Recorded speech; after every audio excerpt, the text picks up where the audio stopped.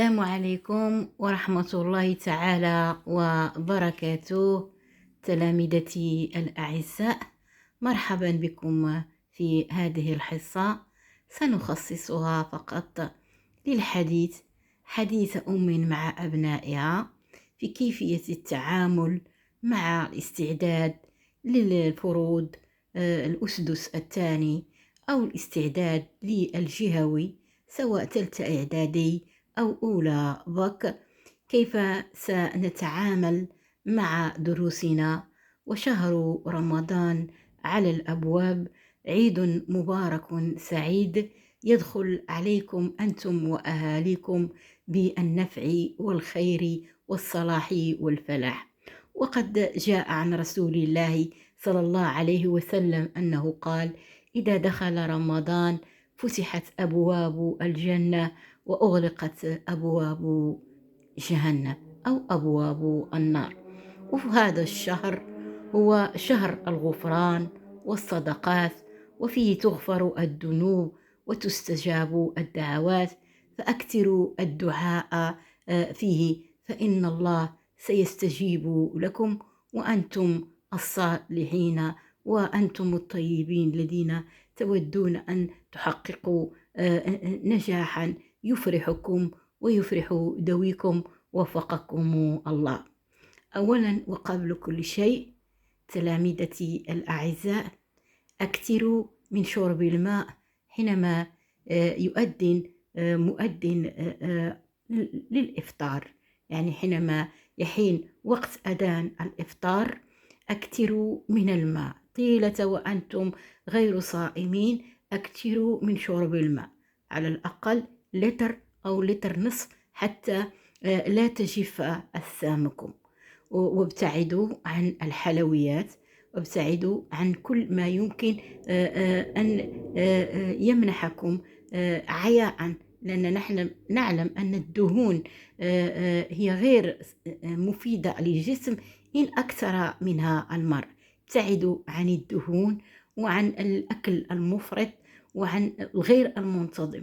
ابحثوا عن أكل مواد رغم بساطتها، لأن نحن نعلم أن الناس يختلفون في طبقاتهم وفي وضعيتهم الاجتماعية، وأن هذا الشهر هو شهر خير للغني وللفقير، للمتوسط وللمستحسن، فإن الله سبحانه وتعالى يغني موائد الجميع.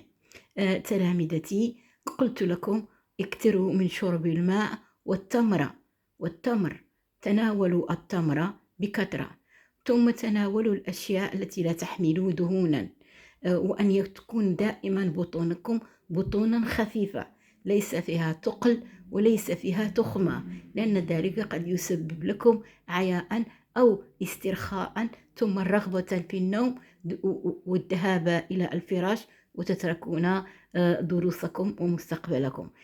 حافظوا على لياقتكم البدنية بالرياضة، وإن كانت البنات لا يستطيعن الخروج إلى الحدائق لممارسة الرياضة أو أي نادي، فلا بأس أن أقوم بها في البيت، ولو أنني أتحرك في غرفتي أمشي لمدة نصف ساعة. فالرياضة تنشط الذهن وتقوي الذاكرة وتحافظ على الجسم السليم. بعدها كما قلت يجب أن يكون غذاؤكم متوفر لجميع عناصر التغذية الصحيحة، من ماء ومن سكريات لكنها نشويات لكنها قليلة السعرات الحرارية، حتى لا تصيبكم أمراض قد تندمون عليها. ثم أكثروا من الفواكه إن أمكن، ثم الخضروات لا تنسوا ذلك.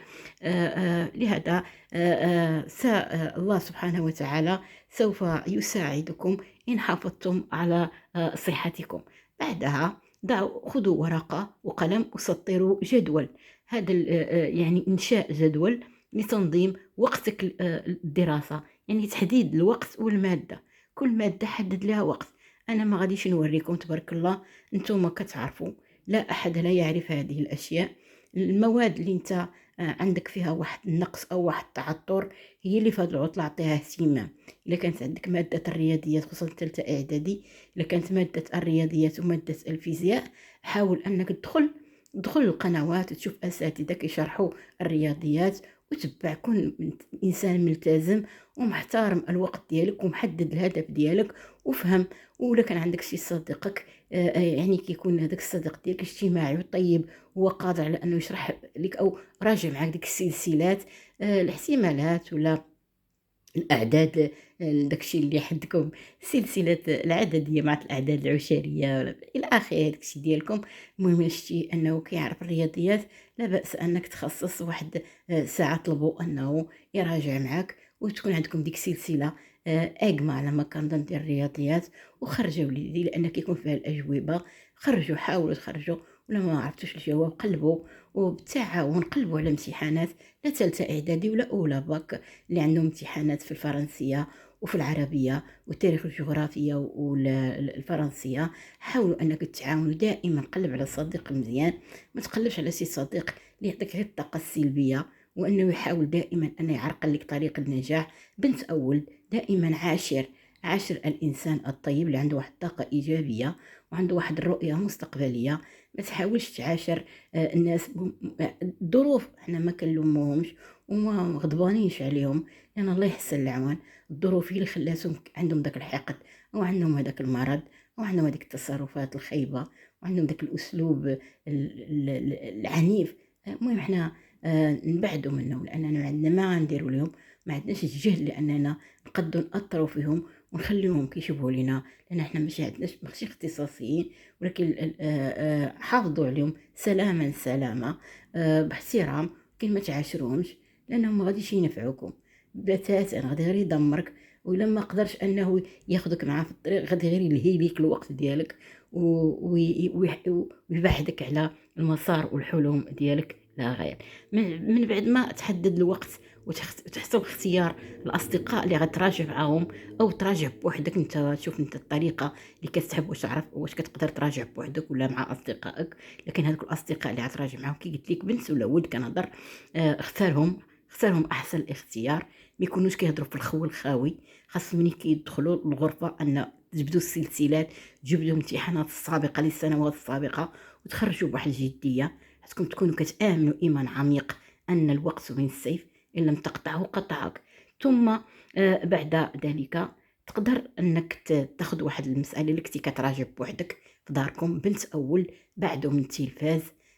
انا نتفرج في التلفاز في الوقت اللي كناكل مثلا، الوقت اللي كناكل واحد السلسله كتعجبني، ماشي مشكله انني بعد ما يأذن الاذان ونصلي ونبرك نتناول التمره وحليب، او اللي قسم الله حسوه حليره اللي كاين ماشي مشكل، لان الرسول صلى الله عليه وسلم راه كان كيفطر غير بالحسوه والتمره لا غير. لان ماشي مساله الصوم هو انك تصوم على الاكل، وملي بدات تاكل قد تاكل. الصوم راه عنده قيمه وعنده عبره. الصوم الحقيقي هو انك تصوم لسانك من السفه ومن الكلام القبيح، وتصوم عينيك، يعني تسدها ما تشوفش الاشياء ما حرمها الله، وتسد ودنيك ما تسمع الا كلام الله وصوت الله واذان الله والقران وكلام الله.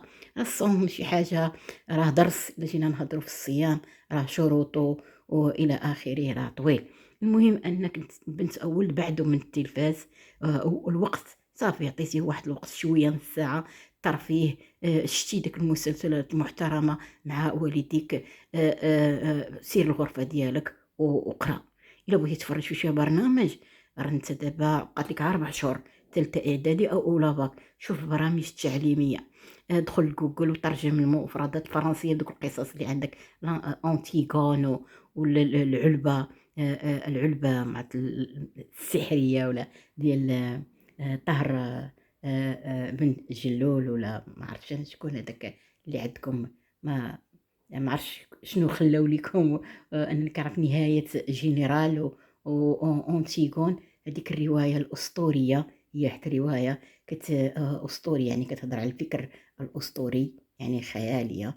وديك العلبه اللي كتهضر على المغرب وعلى التقاليد وعلى التراث، على ما كنظن. انا ما كنعرفش الفرنسيه بزاف، لكن هكا حسب احتكاكي التلاميذ كيبداو يعاودوا ليها وانا كنتصنت لا غير. المهم هذوك الروايات الجوج اللي بقاو لكم، لان حيدوا لكم ديال اعتقد نهايه جينيرال، حيدوها لكم، خلوا لكم غير جوج، قراوهم مزيان، راهم تساعدوا معاكم نتوما محطوطين. بعض الدروس نقصهم عليكم ولو أنها كان نقصان خفيف، ما غاديش يأثر على مستواك الثقافي والمعرفي، وغادي تطلع إن شاء الله البكالوريا وأنت كفء جدًا وغتحصل على نقاط جيدة. المهم أنك هادوك القصص خاصك داك الوقت اللي تبقى تتفرج في المسلسلات ولا تمشي توقف في راس الدرب ولا حدا العمارة ولا حدا راس الزنقة وتبقى تضحك ولا تبقى تمشي غادي جاي في ديك القيصرية تجول مع راساتك. تجول مع راساتك هي أنك خاصك تجبد المنشد ولا تمشي لجوجل وتترجم، ولا أنك تلخص، ولا أنك تشوف المواضيع اللي في ديك القصص علاش كتهضر، لأن الإنشاء اللي غادي يطيح ليك ديال الفرنسية هو أحد المظاهر الاجتماعية في هذه الرواية ولا في هذه الرواية. صافي ما كيعطيكمش شي نص خارج على ديك الرواية ولا ديك الأولى ولا الثانية اللي عاطينه لكم. يعني وقت ديالي أنا ما نضيعوش. إذا وما تنساش بأنك أنت راه صائم، وفي هذه الحالة ما تحاولش تخدم الذهن ديالك لأنك ما تقدرش، لأنك غتكون عيان، غتكون شوية عندك الطاقة شوية ضعيفة. إذا ما تمشيش للرياضيات، خلي الرياضيات تكون تواكل، يعني من 7 الفوق يعني أو 8 الفوق. أما فوق أنت صايم سير المواد الحفظ أو سير المواد اللي كتحتاج منك أنك تحللها بسرعة وتفهمها أو تحفظها. ما تحتاج إلى منك واحد الجهد تفكير ذهني باش تلقى الحل وتعرف شنو هي النهاية وكيفاش انتقيتي هذيك النتيجة. لا، سير الاجتماعيات وعلوم الحياة والأرض والتربية الإسلامية والعربية، وخلي الفيزياء والرياضيات في العشية. وتاع علوم الحياة والأرض راه فيها شي سلسلات جد معقدة خلاتها هي العشية، يعني المواد الأدبية في الصباح والمواد العلمية في العشية. بالنسبة لأولى باك دير العربية والتاريخ والاجتماعيات في الصباح، ودير الفرنسية والتربية الإسلامية في العشية. هكا بهاد الطريقة حاول أنك تآمن وتدخل في دماغك أنك أنت هيئتي هذاك الاستعمال الزمن ديالك، وأن هاد 10 أيام اللي هاد الأسبوع الأول من رمضان خاصك تستافد منه مزيان، وأنك هاد المراجعة هي للمراجعة. ما تفكر حتى في شي حاجة، ما تخليش خيالك يسرح. لا عندك شي مشكلة لوحة، لا عندكم شي مشاكل في داركم، ما تسوقش ليها، لا باك لا امك لا خوك لا اختك غينفعوك. في هاد اللحظات خاصك تفكر في المستقبل ديالك، لانك ملي نجحتي اللي هم نتايا غادي يفرحوا. ربما الا كانت شي مشاكل ما غاديش يبقاو يحسوا بها، لانك غتدخل لهم الفرحه، غتدخل لهم السرور. نسى كل شيء، شوف غير في الورقه، شوف غير في دروسك، شوف غير في مستقبلك، تطلع الى الامام لا تنظر الى الوراء. مهما كان الالم، ومهما كانت المشاكل، ومهما كانت خاص تكون عندك واحد التحديات. بنت اول تكون قوي، تكون عندك واحد الاراده. ومن بعدها ملي كتحس بالتعب، كل ما حسيتي بالتعب دخل توضا، لان كنت كتغسل توضا راه كتكب على وجهك الماء وكترتاح، كتحس بواحد الراحه، وكتكب الماء على رجليك وتحس بواحد الراحه، كتكب الماء على راسك. ديك المسحه كتعطيك راحه، لان وعاده ملي كتصلي وكتستقبل الله كتنتقل من عالم الى عالم اخر. كتغذي عقلك، دابا غتغذي روحك. دابا كنتي امام المعلومات، انت امام الله. اطلبه ليفقهك، ليفتح صدرك، ليسر امرك، ليحني الخلق فيك، وهكذا ستنجح. وفقكم الله ورعاكم وهداكم الى الطريق المستقيم.